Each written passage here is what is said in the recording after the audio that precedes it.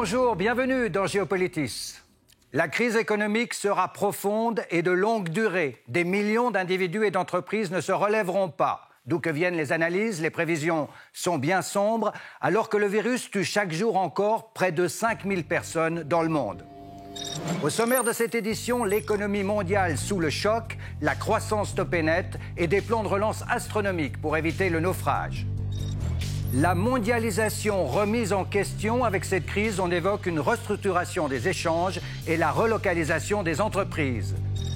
L'Afrique, un continent relativement épargné par le virus, mais qui risque au final de payer lourdement la facture du Covid. Enfin, notre rubrique ce jour-là, la Grande Dépression des années 30, quand la misère s'abattait sur l'Amérique. Qui aurait imaginé qu'un virus paralyserait les économies du monde entier? Le chômage forcé pour des dizaines de millions d'employés et d'entrepreneurs. Dans l'urgence, les gouvernements et les banques centrales ont déversé un déluge de monnaie, des milliers de milliards de dollars pour sauver le système et remettre en marche la machine. Face à l'ampleur des événements, les analystes manquent d'instruments et de modèles pour établir d'infaillibles prévisions. Il y a beaucoup d'incertitudes et beaucoup de paradoxes aussi. Mercredi 10 juin, le Nasdaq, l'indice américain des valeurs technologiques, a battu son record historique, franchissant la barre des 10 000 points. Comment comprendre cette euphorie boursière quand toutes les économies sont aux abois? Qui va éponger les montagnes de dettes accumulées par les États? Entre la Chine, l'Europe et les États-Unis, qui est le mieux armé pour s'en sortir? Pour répondre à ces questions, nous recevons aujourd'hui la chef économiste d'une grande banque privée de Genève, mais tout d'abord, un instantané du désastre qui se profile.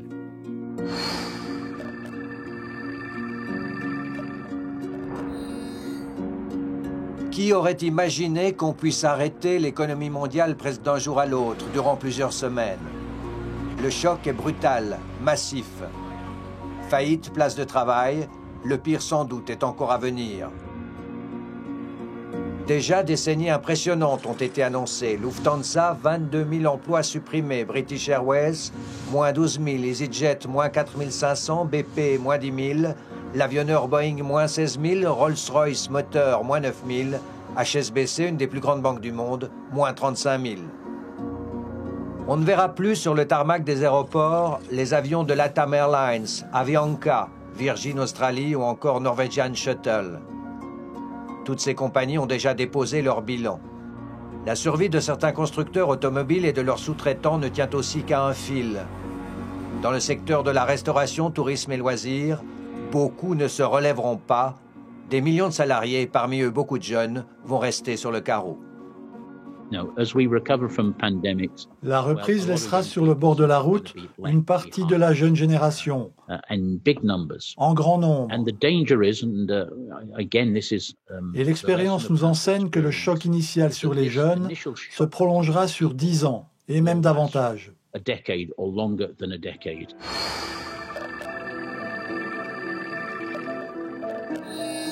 Le PIB mondial devrait reculer cette année de 6% en moyenne.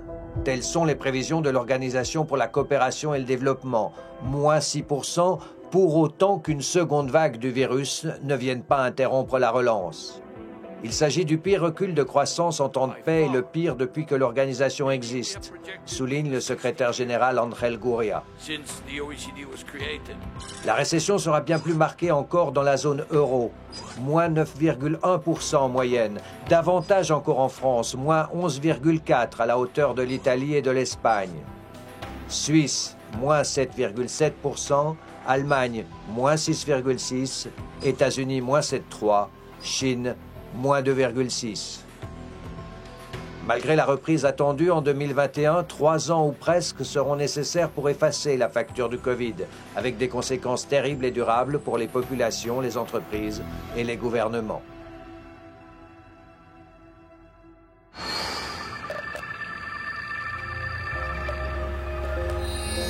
Hallucinant, astronomique, formidable, les adjectifs manquent pour décrire les plans de relance et les sommes débloquées par les banques centrales et les gouvernements. Plus de 4 000 milliards de dollars aux États-Unis où le bilan de la Réserve fédérale a pratiquement doublé en l'espace de 2 mois. Un déluge monétaire pour éviter le naufrage. À ce jeu-là, l'Allemagne a frappé fort. Aux 1 000 milliards d'euros mis sur la table en mars, le gouvernement Merkel a ajouté un plan de dépenses directes sans précédent, en rupture totale avec le dogme de l'austérité budgétaire. Le plan sera de 130 milliards d'euros pour les années 2020-2021, dont 120 milliards seront financés par le gouvernement fédéral. Angela Merkel avait déjà surpris son monde en se ralliant à Emmanuel Macron sur le fonds de relance européen directement financé par la Commission européenne. Il s'agit là de 500 milliards à rembourser sur 30 ans avec les fruits de la croissance qu'on espère revenus d'ici là. Bonjour. Bonjour. Le plaisir de recevoir sur le plateau de Géopolitis la chef économiste du groupe Edmond de Rothschild. Vous venez de produire vos prévisions 2020-2021. Est-ce qu'on peut, dans ces circonstances, il y a encore près de 5000 morts par jour dans le monde à cause du Covid, est-ce qu'on peut produire des prévisions ? On peut essayer de comprendre ce qui se passe et d'en déduire des évolutions. Ça, je crois qu'on est armé pour ça.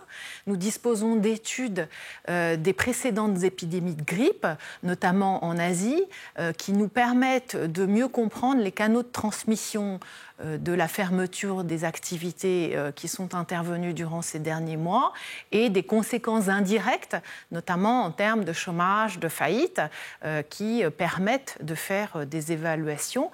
Et bien évidemment, on intègre le fait qu'aujourd'hui, nous ne disposons pas de vaccins ni de médicaments et donc on doit vivre avec la distance sociale qui pèse sur la demande et l'offre. Et c'est pour ça que j'ai intitulé ces prévisions « Offre et demande sous contrainte ». Ça me semble refléter la réalité de ce qu'on peut analyser aujourd'hui.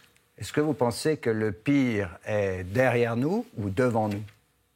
Le pire en termes de chute d'activité est derrière nous, puisqu'on a fermé complètement des secteurs entiers, des pans entiers de l'économie. En termes de faillite, de chômage ?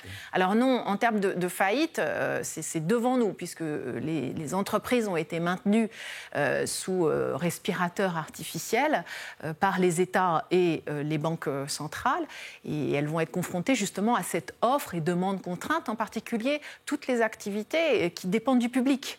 Et on voit bien qu'aujourd'hui, d'ailleurs, c'est un problème pour les gouvernements qui veulent éviter un fort rebond des faillites de ces activités, hôtels, restaurants, culture, loisirs. Et c'est ce qui pèse sur les activités européennes en particulier, qui sont très dépendantes du tourisme. Vous avez mentionné les autres épidémies qui vous servent en quelque sorte de modèle. En quoi celle-ci ou cette crise-là est différente des autres ?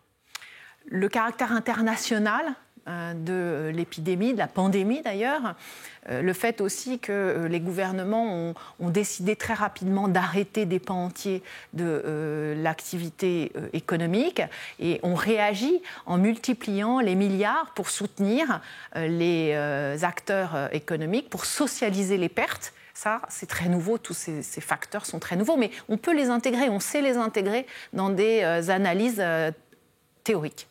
Alors moi, je suis stupéfait de voir, j'ai essayé de faire le compte, mais c'est impossible. Ces milliers de milliards mis sur la table pour sauver l'économie, pour assurer un redémarrage. Est-ce que ça va marcher ? Ça a fonctionné en partie, puisque ça a permis aujourd'hui de maintenir en survie certaines entreprises. Les banques centrales en particulier la Banque centrale européenne, mais aussi la Banque centrale américaine, ont permis d'éviter un fort redressement, resserrement des conditions de crédit. Donc ça veut dire que les entreprises ont pu se refinancer, n'ont pas fait faillite, donc ça a fonctionné. Ça, il faut le dire, ça a été extrêmement puissant. Parmi tous ces plans de relance, il y en a un que vous trouvez particulièrement remarquable, c'est l'allemand, c'est le plan du gouvernement Angela Merkel. Oui, je trouve que l'Allemagne coche toutes les cases, en fait, parce que d'abord, ils ont soutenu justement les entreprises, ils ont fait en sorte d'accroître les fonds propres des entreprises pour qu'elles soient solides, qu'elles puissent redémarrer quand l'activité allait redémarrer. C'était la phase 1 et la phase 2 a été annoncée, donc c'est des montants évidemment considérables, mais ce qui est très intéressant, c'est que c'est un plan de relance équilibré. Ça soutient la consommation par une baisse de TVA et en particulier vis-à-vis des secteurs qui sont très touchés par les distances sociales, et en même temps ça soutient l'investissement et et la croissance de long terme, parce que l'Allemagne, comme la Suisse, est confrontée à un vieillissement de sa population qui pèse sur la croissance de long terme.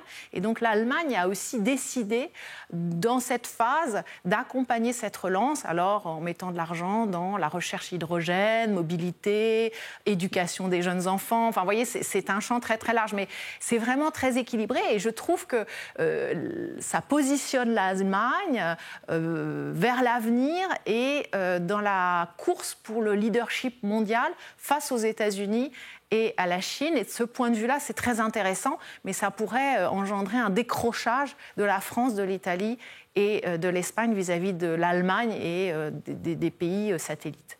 Vous allez m'expliquer quelque chose. On est en train de vivre une des pires crises économiques de l'histoire. Et puis, on a des marchés boursiers euphoriques. On a vu le Nasdaq battre ses records historiques il y a une dizaine de jours encore. Comment cela est-il possible ? Les investisseurs considèrent que la pandémie peut être circonscrite.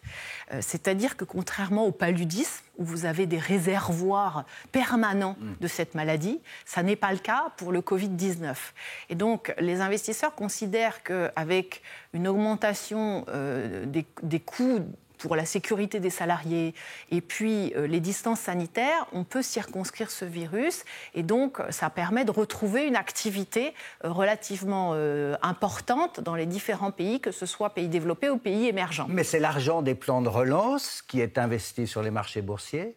Alors ça, c'est la deuxième raison, c'est-à-dire que les investisseurs sont très contents que les banques centrales notamment est acheté des obligations d'entreprise, de la dette d'entreprise, parce que ça a permis, sans compter, c'est surtout aux États-Unis, et parce que ça a permis justement de limiter le risque, tout simplement. Et donc, ça veut dire que les investisseurs peuvent revenir sur le marché avec un risque limité, même si l'incertitude liée au virus persiste. Alors, je vous propose maintenant, parce que cette crise est décrite parfois comme une crise de la mondialisation, je vous propose de regarder ce sujet préparé par Mélanie Ohayon et vous me direz ensuite si vous croyez possible une forme de démondialisation.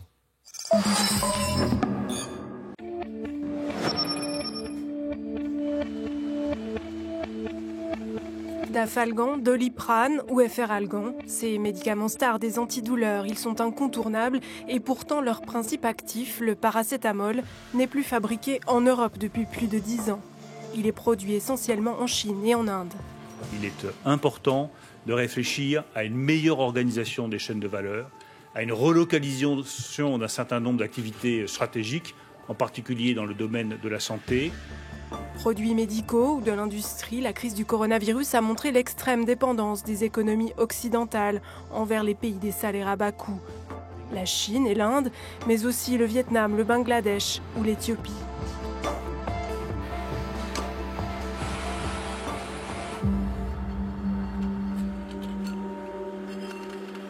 Ce fabricant français de thermomètres vient de rapatrier de Chine une partie de sa production. Pour son président, cette crise est une opportunité de raviver un savoir-faire français. On a encore tous les moyens de production. Ils sont surdimensionnés par rapport à ce que nous faisons maintenant. Et aussi pour les employés, et de retravailler des produits qu'on ne faisait plus depuis 10-15 ans. Il fait le petit réservoir ici. Une tendance à la relocalisation s'observe déjà depuis les années 80 dans certains secteurs et s'accélère depuis la crise de 2008. Au total, jusqu'en 2018, on dénombre 564 relocalisations de production européenne, 331 américaines. Il y a 5 ans, le groupe Wender a quitté la Belgique pour produire à nouveau sa pâte à tartiner en Suisse. Ici, la société a misé sur l'automatisation pour réduire ses coûts, avec l'argument d'une production de meilleure qualité. C'est un investissement très important pour nous et c'est clair que si on investit plus que 10 millions, il faut aussi que les coûts de production baissent. Ils baissent en effet légèrement. Mais produire à l'étranger peut s'avérer de moins en moins rentable. En Chine, par exemple, le salaire annuel moyen a été multiplié par 8 ces 20 dernières années. Sans sonner le glas de la mondialisation, le Covid-19 accélère la tendance à la régionalisation des échanges. Est-ce que cette crise va changer la face de l'économie mondiale? Est-ce qu'on va voir des entreprises se relocaliser? On avait déjà observé un mouvement de régionalisation, et en particulier de régionalisation asiatique, après la crise de 2008, puisque l'Asie s'était considérablement développée. Il faut savoir que le PIB par habitant en Asie a doublé entre 2008 et 2018. Et donc ça s'était traduit par un développement des chaînes de valeur asiatiques. Donc c'est un mouvement qui se poursuit et qui va probablement s'amplifier avec le Covid, puisque certaines entreprises ont vu qu'elles étaient trop dépendantes de certains fournisseurs et veulent diversifier leurs sources de production. On verra aussi une consolidation des secteurs stratégiques, je pense à l'aéronautique en Europe ou au secteur médical, pharmaceutique. Alors ça, c'est très compliqué, parce que d'abord, à quel niveau? Niveau national, niveau européen? Est-ce qu'un pays pèse face à la Chine ou aux États-Unis? Moi, je ne suis pas sûre. Donc, est-ce qu'il ne faut pas avoir une réflexion là aussi sur le caractère régional, en fait, de cette relocalisation de secteurs stratégiques? Et est-ce que la question, ce n'est pas plutôt de diversifier ses sources de production que de tout faire soi-même? Donc, pour l'instant, il me semble que la réflexion n'est pas encore suffisamment aboutie, parce qu'on voit bien que ça pose de nouveaux problèmes, et en particulier pour imposer ces normes et vendre ces secteurs stratégiques, il faut être puissant. Et je ne suis pas sûre qu'un pays, encore une fois, face à l'Asie ou aux États-Unis, suffise. Alors, on est dans une phase de redémarrage, de relance. Je suppose que vous regardez très attentivement ce qui se passe en Chine. Quels enseignements tirer? Ah oui, on suit ça comme le lait sur le feu, parce que c'est un peu un indicateur avancé de la façon dont les pays vont rebondir. On voit que la reprise est quand même très timide. Alors d'une part, parce que l'Asie est très dépendante évidemment des États-Unis et de l'Europe, c'est plus d'un tiers des exportations asiatiques. Donc tant que les États-Unis et l'Europe sont sortis de confinement, forcément ça pèse sur le développement asiatique. On observe aussi que la consommation redémarre très très lentement, notamment parce que les services sont contraints encore, et ça se porte plutôt sur les biens manufacturiers. Ça, c'est la grande surprise de ce qui se passe en Asie. On a un redémarrage assez fort des achats de biens manufacturiers, que ce soit luxe, même automobile, dans certains cas. Et puis aux États-Unis, on a vu le mois dernier 2,5 millions de nouveaux emplois créés, alors qu'on pensait le chômage encore augmenter. C'est un signe positif, encourageant. Comment il faut lire ça? Oui, parce que ça confirme ce que disaient les analyses, que laissaient attendre les analyses des épidémies de grippe, c'est que plus le confinement est dur et plus le rebond est fort. Et aux États-Unis, le chômage résultait vraiment de la fermeture des restaurants et des activités liées aux loisirs.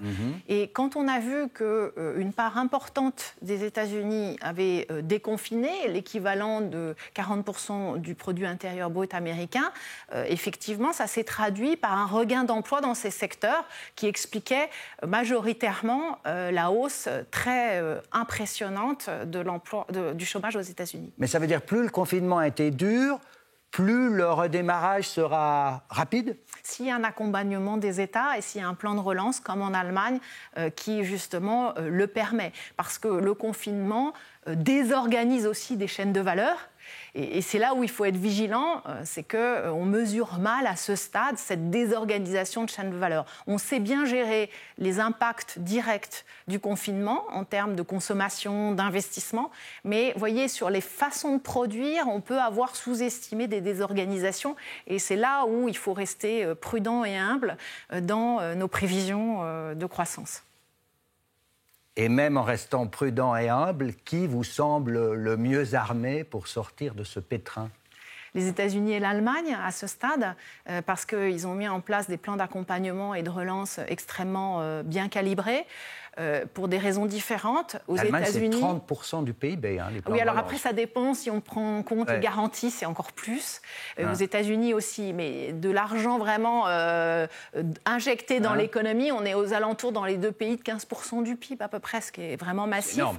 Et surtout aux États-Unis, ce qui est intéressant, c'est que la Banque centrale américaine a acheté les prêts que les banques ont fait aux PME pour leurs problèmes de trésorerie. Et donc ça veut dire que les banques vont pouvoir accompagner ce redémarrage de l'économie. Ça, c'est vraiment très spécifique aux États-Unis. Et en Allemagne, c'est le côté balancé of demande que je trouve intéressant. Donc l'Allemagne va faire mieux que la France. Vraisemblablement. Pour l'instant, en tout cas, ils mettent les moyens pour. Bon, merci Mathilde Lemoine pour ces éclairages. Merci à vous. Et puis on se retrouvera peut-être en 6 mois ou une année pour un bilan consolidé de cette crise. Merci beaucoup. Avec plaisir.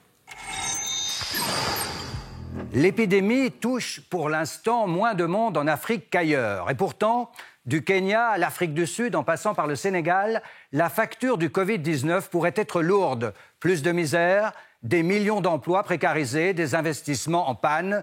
Le point avec Anne Delette et au montage Cécile Elalili. Des files de camions bloqués, symbole de l'économie d'un continent frappé en plein vol par la pandémie. Sur la frontière entre le Kenya et la Tanzanie, le trafic se limite à l'essentiel, denrées alimentaires, biens de première nécessité. Partout, il faut montrer patte blanche. Il y a beaucoup de points de contrôle tenus par la police et par les travailleurs de la santé. Ils vérifient les températures. À Nairobi, tout un quartier est bouclé pour raisons sanitaires. Eastleigh, le royaume de l'économie informelle. En temps normal, les articles viennent de Chine, des États-Unis, de Turquie, d'Inde, du Proche-Orient et d'Europe. Mais le coronavirus est passé par là. Le trafic maritime a baissé de 30%, les avions sont cloués au sol, les citoyens confinés, les affaires ne se font plus. Je suis une vendeuse ambulante à Eastleigh. Je vends du papier. Je vends ces masques pour l'instant, donc je suis inquiète. Où vais-je trouver de la nourriture? Comment est-ce que je vais nourrir mes enfants?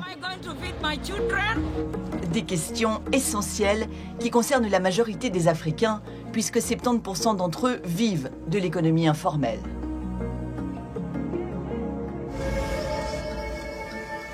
En Afrique du Sud, le secteur touristique est touché lui aussi de plein fouet par le confinement. Le tourisme, c'est 8% du PIB. Avec l'annulation des vols internationaux et les restrictions de déplacement, les loges et les hôtels sont fermés et personne ne sait quand ils pourront réouvrir. En Namibie, au Sénégal, au Kenya, le constat est le même. La parade est difficile. Qu'il semble loin le temps où l'on célébrait au champagne les performances d'économies africaines caracolant avec des taux de croissance de 7 à 9%. La crise du Covid a dégrisé tout le monde. D'autant que cette année, le prix des matières premières n'a jamais été aussi bas, les monnaies nationales sont dépréciées, les capitaux en fuite et les investisseurs plus frileux que jamais. Pas de quoi voir la vie en rose. Certains économistes comparent par son ampleur la crise actuelle à la Grande Dépression des années 30, quand en quelques jours, des millions de travailleurs se sont retrouvés à la rue et les entreprises en faillite. C'est notre rubrique ce jour-là, réalisée encore par Anne Delette.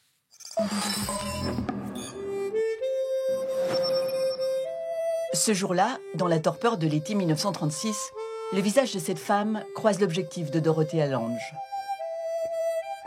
La photographe sillonne alors l'Amérique des pauvres, des fermiers sans terre, des immigrés, tous victimes de la Grande Dépression. Dans le coffre de son automobile, du matériel photographique. Au bord d'une route californienne, dans un abri de fortune, il y a cette mère et ses enfants, non loin d'un campement de ramasseurs de petits pois. Elle se met à les photographier. Elle disait qu'elle n'était jamais assez près. Elle montre des visages, des bouts de corps, des mains, et au-delà, la dignité du sujet. Ce regard n'a laissé personne indifférent. Il est devenu le visage iconique de la Grande Dépression des années 30. Pour l'histoire, c'est le jeudi noir. Le 29 octobre 1929, 16 milliards de dollars partent en fumée à la bourse de Wall Street. Du jour au lendemain, l'Amérique plonge dans la Grande Dépression. Des milliers de banques font faillite et le chômage s'envole. Dans les villes du Nord, les soupes populaires fleurissent. Massivement, les chômeurs émigrent vers le sud rural, où ils grossissent les rangs des agriculteurs ruinés. Lorsqu'en 1932, Franklin Roosevelt est élu président, il annonce un programme ambitieux, le New Deal. Politique de grands travaux, subventions à l'agriculture, restructuration des banques, l'Amérique reprend confiance pour sortir de la crise à l'aube de la Deuxième Guerre mondiale. Emma Thompson avait 32 ans sur cette photo, qu'elle jugera ensuite stigmatisante. Elle tentera alors d'en arrêter la diffusion en intentant un procès, en vain. Aujourd'hui, la photo de cette mère courage est dans tous les livres d'histoire américains, sur les timbres-poste, une fierté pour ses enfants. Et pour terminer, voici encore quelques lectures et vidéos à compiler chez vous. Commençons par ce qui a inspiré cette émission, les prévisions macroéconomiques 2020-2021 de la banque Edmond de Rothschild, sous la direction de Mathilde Lemoine, qui était notre invitée aujourd'hui. Le commissaire européen au marché intérieur, Thierry Breton, était lui l'invité de la matinale sur les ondes de RTS La Première. Thierry Breton, prudent et réaliste sur cette étape du déconfinement. Le déconfinement, oui, là encore, ça dépend de l'évolution épidémiologique. Il faut l'accepter. Il faut l'accepter. Ça ne se décrète pas comme si c'était un passage de l'heure d'hiver à l'heure d'été. Le même pour tout le monde. Non, le virus, il a malheureusement sa propre cinétique. Acceptons-le, mais on le fait de façon le plus coordonnée possible. Et je pense qu'on est en bonne voie.